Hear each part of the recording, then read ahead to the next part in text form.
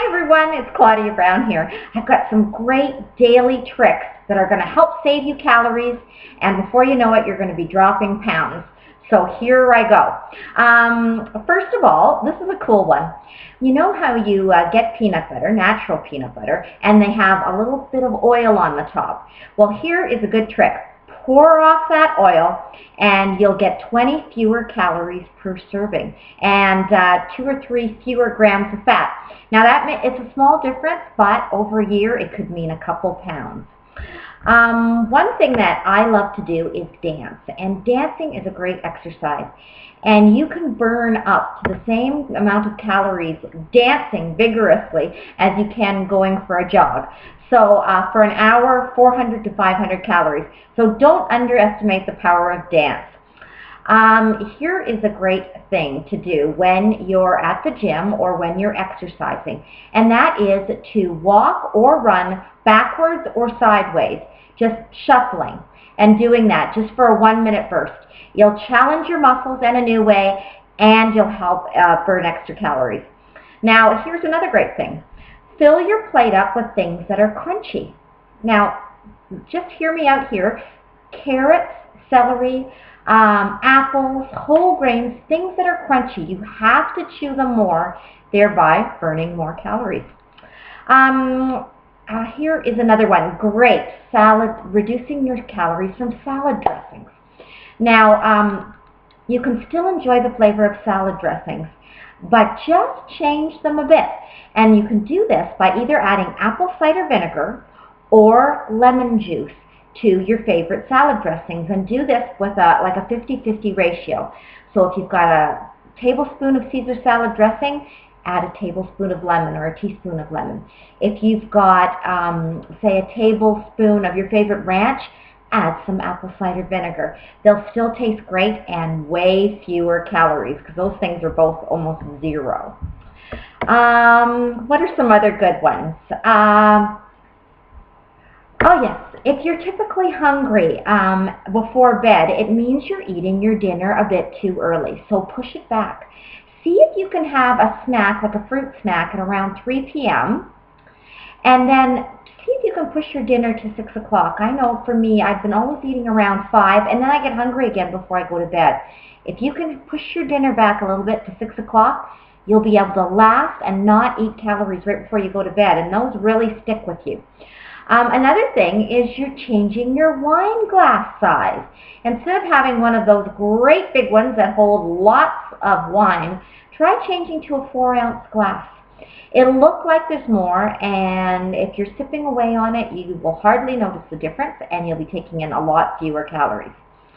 What other great ideas have I got for you? Oh, this is a weird one that I got off of Health Magazine. Season and butter the bottom of your food. Now here's what they mean by that. They mean if you have a slice of toast, butter the bottom. If you've got potatoes, salt the bottom. And this is how it works. It sounds weird, but it really helps. When you eat foods this way, the flavor hits your tongue right away, and you actually taste more of it. And it ultimately means that you can use less, up to a half less, of salt or butter and still get the great flavor. Now you may have heard of this one before, and it's called dining in slow-mo. And that is to make sure that you're the first one to start eating and the very last one to stop eating. Go slow. Time yourself with what other people are doing. If they're taking 2 bites, see if you can take 1 bite in their 2 bites. And you'll consume fewer calories and feel fuller. Here's another one. You notice at restaurants how they always give you a glass of water before you start to eat. And a lot of people don't bother with it. And really, it does save in 2 different ways. First of all, you're getting your daily quota, so you're probably going to have a greater chance of getting up to those 8 glasses, which seems like the impossible dream. But in addition to that, it'll also work as a diet suppressant. So when you have that full glass of water, you will be fuller faster, and you won't need to consume as much food. Here's another one. You're going out to a party. What should you wear? Not something baggy so that you are free to eat as much as you desire. Wear something form-fitting, not too tight that you're going to feel sick, but form-fitting so that you can really feel when you've had enough and it'll stop you. Here's another thing. This is how to fit in a bit of exercise during your day. One thing when you're on the phone for talking to someone or doing those phone calls that you have to do routinely, and that is to pace while you're on the phone. Walk around the room.